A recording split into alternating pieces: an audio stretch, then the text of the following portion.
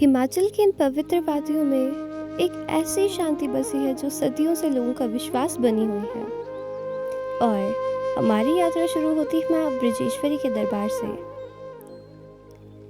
यहाँ हर भक्त अपनी मन्नत लेकर आता है, कोई शांति के लिए और कोई उम्मीद के लिए, तो कोई बस माँ के दर्शन के लिए। कहते हैं यहाँ हर मांगी गई सच्ची मन्नत जरूर पूरी होती है। कथा कहती है कि जब माता सती ने अपने आप को यज्ञ में समर्पित कर दिया था, तो भगवान शिव शोक में आकर उनका शरीर लेकर भ्रमण करने लगे। उस समय भगवान विष्णु ने अपने सुदर्शन चक्र से माता के शरीर के 51 अंग अलग अलग कर दिए थे, और जहाँ जहाँ वह गिरे वहाँ बने शक्तिपीठ।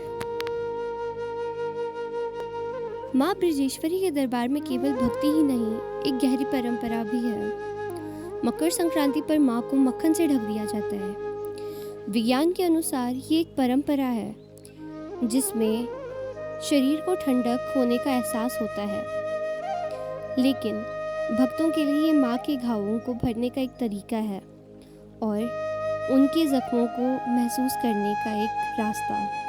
माना जाता है वास्तव में इसका निर्माण महाभारत के युग में पांडवों द्वारा हुआ गया था, जब स्वयं माँ ने उन्हें स्वप्न में दर्शन दिए थे।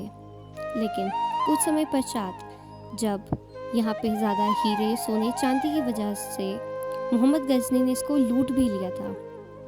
ये मंदिर 1905 में ही एक भूकंप के चलते ध्वस्त हो गया था, लेकिन जो यहाँ की गवर्नमेंट और जो कांगड़ा रिस्टोरेशन कमेटी है उसने इसका पुनः निर्माण किया। जहाँ एक तरफ माँ का शांत रूप है, वहीं दूसरी ओर है उनका अग्नि रूप। इसी राज को समझने के लिए हम बढ़ते हैं ज्वाला जी की तरफ। स्वागत है आपका ज्वाला जी में, एक ऐसा मंदिर जहाँ माँ को किसी मूर्ति के रूप में नहीं बल्कि एक जलती हुई ज्योति के रूप में पूजा जाता है। कहते हैं यहाँ पर माता की जीभा गिरी थी और उस समय यहाँ पे 9 ज्योतों का निर्माण हुआ।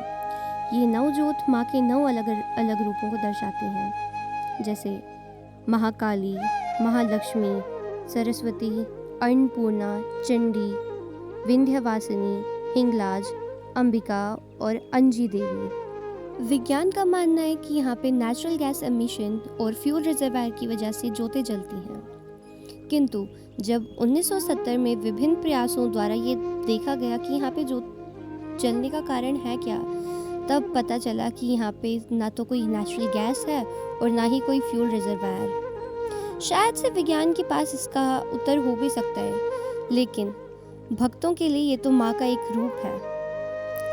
कहते हैं अकबर ने माता की ज्योति को बुझाने के लिए ज्योति के ऊपर लोहे का तवा रखा, लेकिन वह अग्नि उस तवे को पार करके बाहर आ गई। फिर अकबर ने पुनः पानी की नहर लाई और उससे उस ज्योति को बुझाने का प्रयास किया, लेकिन वो ज्योति फिर भी जलती रही। इन सब को देखकर अकबर ने माफ़ी मांगी और माता को सोने का छत्र प्रदान किया, लेकिन कहते हैं माता ने उसे ठुकरा दिया और वो ऐसे धातु में बदल गया कि जिसका साइंटिस्ट आज तक अनुमान नहीं लगा पाए। बारी आती है माता के शयन कक्ष की, और ऐसा माना जाता है कि यहाँ पे आज भी स्वयं माता आते हैं और रात के समय में सोती हैं।